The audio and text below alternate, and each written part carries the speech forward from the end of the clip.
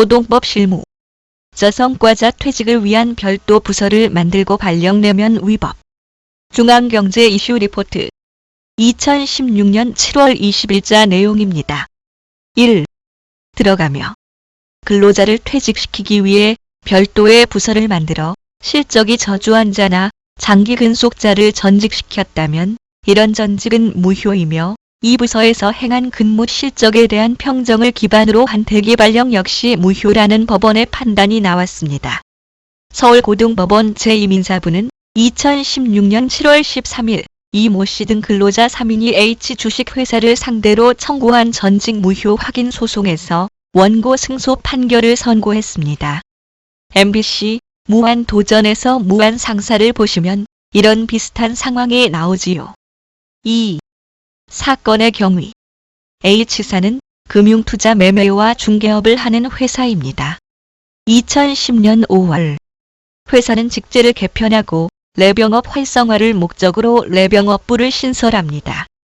랩이란 자산종합관리계좌를 말하는데 증권사 등이 고객의 자산 규모와 투자 성향 및 위험 수용도를 파악하여 고객의 자산을 적당한 금융상품 등에 투자해주고 수수료를 받는 것입니다. 회사는 실적이 저조한 직원에게 다시 기회를 주고 신설부서 안정을 위해 실적 저조자와 장기 근속자를 전직시켰다고 주장하고 있습니다. 그 후 랩영업부 직원 상당수가 퇴직을 하자 바로 부서를 폐지하였고 끝까지 퇴직하지 않은 김 모 씨와 권 모 씨는 인사관리 직원으로 선정하고 평가할 때 랩영업부에서의 목표 수익 달성률 저조를 이유로 대기 발령을 시키고 기본급을 삭감하였습니다. 지저분하게 내쫓으려고 했군요. 3. 사실관계. 회사의 주장. 회사는 랩상품 영업이 중요해졌고 경험이 많은데도 실적이 저조한 근로자들에게 신상품 판매 영업을 맡겨 다시 기회를 주기 위해 부서를 신설해 전보시킨 것이라고 주장하고 있습니다. 드러난 사실. 랩영업부는 여의도 본사 16층의 좁은 사무실을 이용하다가 지하 1층, 본사 13층, 영등포 사옥으로 잦은 이사를 다녀 근로자들이 단기간에 여러 곳을 전전했음이 밝혀졌습니다.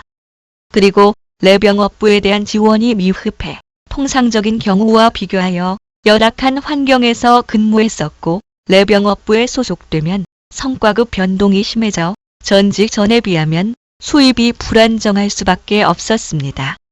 4. 법원의 판단. 판결 결과는 이렇습니다. 랩영업이 주요하다면서도 저성과자를 랩영업부로 전보한 사실, 또 랩영업부 근로자들 상당수가 퇴직하자 특별한 이유 없이 랩영업부를 폐지했고 영업교육이 부실했던 점을 비춰보면 회사가 전보를 행할 업무상 필요성은 인정되지 않는다.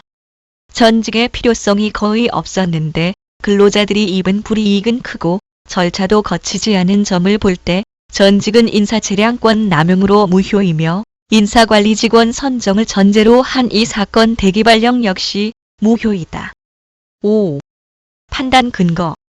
전직에 대한 판단.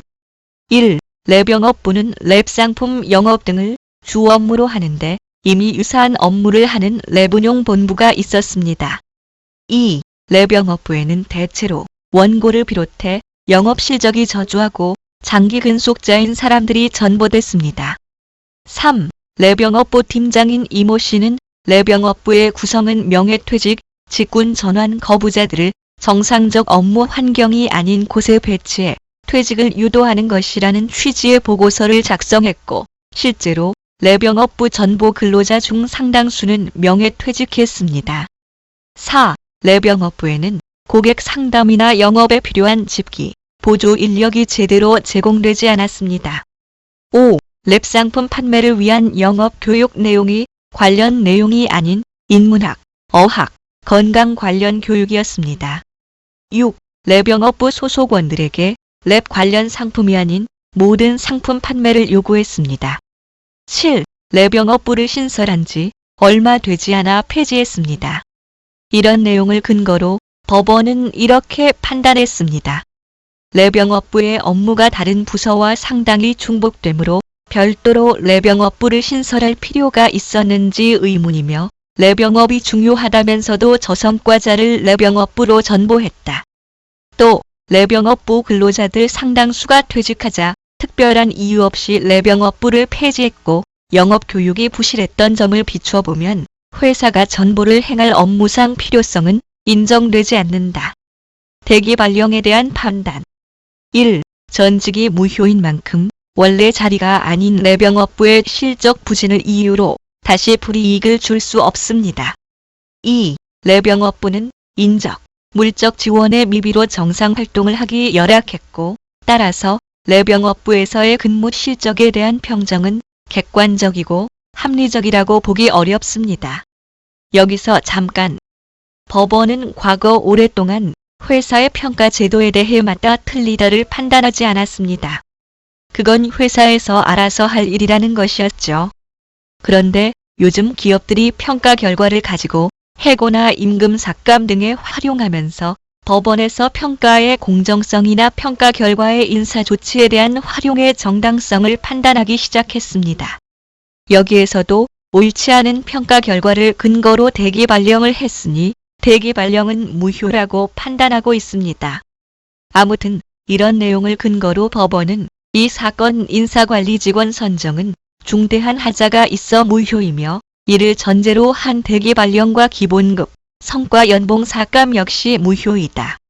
라고 판단하였습니다. 고용노동부의 양대 지침 가운데 공정인사 지침은 직원들의 인사평가 결과를 인사조치에 활용하려면 평가를 잘 해야 하고 저성과자에 대해서는 성과를 높일 수 있도록 교육하여 역량 향상에 도움이 되도록 할 것을 요구하고 있습니다. 그래서 평가 후 인사 조치를 할 때 내용적인 측면에서 퇴출을 위한 조치들은 하지 않으셔야 하고 기업 사정상 정말 그런 조치들이 필요하시다면 먼저 직원들에 대한 역량 향상 노력을 충분히 하신 뒤에 그런 조치가 가능하다는 것을 명심해 주셨으면 합니다. 도움이 되시길 바랍니다. 들어주셔서 고맙습니다.